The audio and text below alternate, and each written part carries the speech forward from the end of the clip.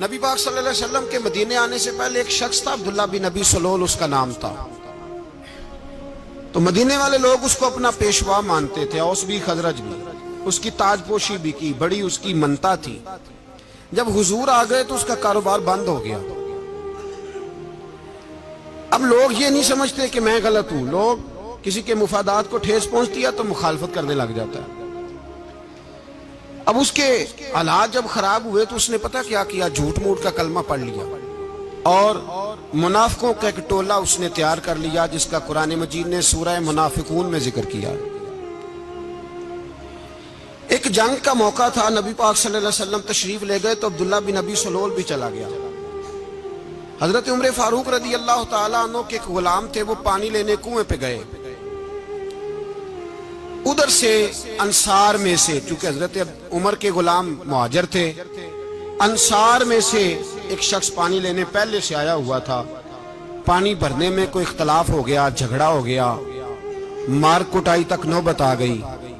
حضرت عمر کے غلام نے کچھ چیز مار دی، اس شخص کو زخمی ہو گیا۔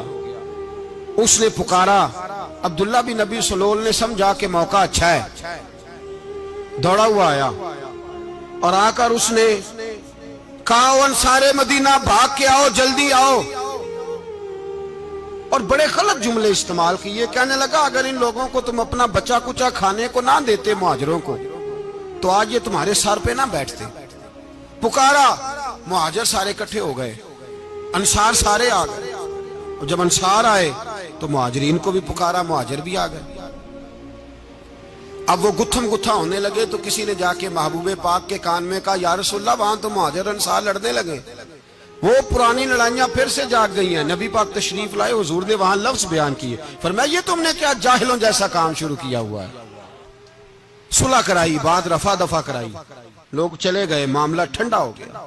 لیکن عبداللہ بن سلول نے کہا کہ میں یہ موقع خالی نہیں جانے دوں گا۔ پھر گیا وہ اور جا کے انصار مدینہ سے کہنے لگا، ایک دفعہ جا لینے دو مدینے، تم نے میری بات نہیں نہ سنی تو جو وہاں بڑے سردار بیٹھے ہیں ان سے بات کروں گا، اور معاذ اللہ ثم معاذ اللہ ہم ان بے عزت لوگوں کو مدینے سے نکال دیں گے، وہاں صرف عزت والے رہیں گے۔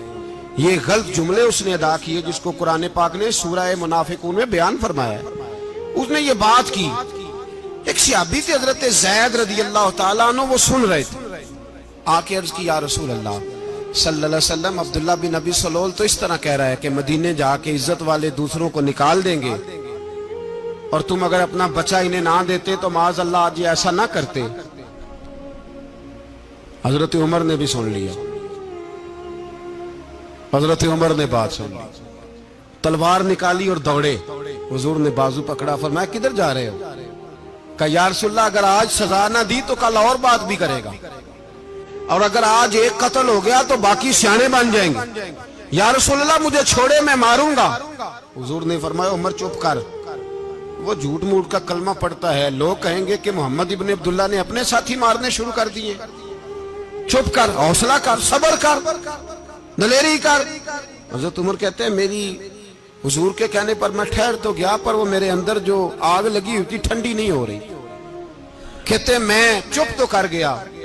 نبی پاک علیہ السلام نے پوچھا عبداللہ بن ابی سلول سے، تو نے یہ کہا ہے؟ کہنے لگا، حاشا وکلا، میں نے بات ہی نہیں کی نا۔ اب لوگ کہنے لگے کہ زید تو نوجوان ہے، تو یہ بوڑھا آدمی ہے، چلو صحیح کہتا ہوگا۔ حضور بھی خاموش ہو گئے۔ اللہ پاک نے قرآن مجید نازل فرما دیا، فرمایا، اللہ نے سن لی ان کی بات جنہوں نے یہ کہا ہے، اور پھر لفظ بڑے حسین ہے، فرمایا، یہ کہتے ہم عزت والے ہیں؟ نہیں، وَلِلَّهِ الْعِزَّةُ وَلِرَسُولِهِ وَلِلْمُؤْمِنِينَ، فرمایا عزت تو اللہ کے پاس ہے، اللہ کے رسول کے پاس ہے، اور عزت تو مومنوں کے پاس ہے، مومنین کے پاس عزت ہے۔ یہ قرآن پاک نے سارا مضمون بیان کر دیا کہ عبداللہ بن ابی سلول غلط کہتا ہے اور حضرت زید صحیح کہتے ہیں۔ حضور نے کچھ نہیں فرمایا، جا رہا ہے قافلہ۔ جب مدینے کی سرحد آ گئی نا، حدود مدینہ منورہ کی شروع ہوئی، تو عبداللہ کا اپنا بیٹا، اس کا نام بھی عبداللہ بن عبداللہ تھا، اپنا بیٹا اس کا بڑا مخلص جانثار غلام تھا میرے رسول پاک صلی اللہ علیہ وسلم کا، وہ تلوار لے کے مدینے کی حد پہ کھڑا ہو گیا اور کہنے لگا، میرے باپ تو نے اتنی بےایمانی کے لفظ کہے کہ میں ان کو نکال دوں گا؟ کہے اپنی زبان سے کہ میں ذلت والا ہوں، رسول پاک کو اللہ نے بڑی عزت عطا فرمائی، کہے ورنہ میں تیری گردن کاٹ دوں گا۔ بول کہے حضور بھی عزت والے اور نبی پاک کے غلام بھی عزت، کہے اپنی زبان سے کہے میرے رب کا یہ فرمان ہے وَرَفَعْنَا لَكَ ذِكْرَكَ، ابھی میں خود تیرے لیے تیری شانوں کو بلند فرما دوں گا۔ تو کہے تو دشمن ہو کے کہنے لگا میرے بیٹے مجھے معاف کر دے، مصطفیٰ تو بڑی عزتوں والے ہیں، ان کے غلام شانوں والے ہیں۔ جب بیٹا تلوار لے کے سامنے کھڑا ہوا، شہرت ہوئی، اب نبی پاک نے حضرت عمر کی طرف دیکھا، کہا عمر تیری بات صحیح تھی، اب جو ہوا یہ زیادہ صحیح تھا، وہ میں نے تجھے کہا حوصلہ کر، تدبر کر، وقت کا انتظار کر، یہ صحیح ہوا کہ وہ صحیح تھا؟ تو حضرت عمر فاروق کہنے لگے یا رسول اللہ میں گواہی دیتا ہوں آپ واقعی اللہ کے سچے رسول ہیں صلی اللہ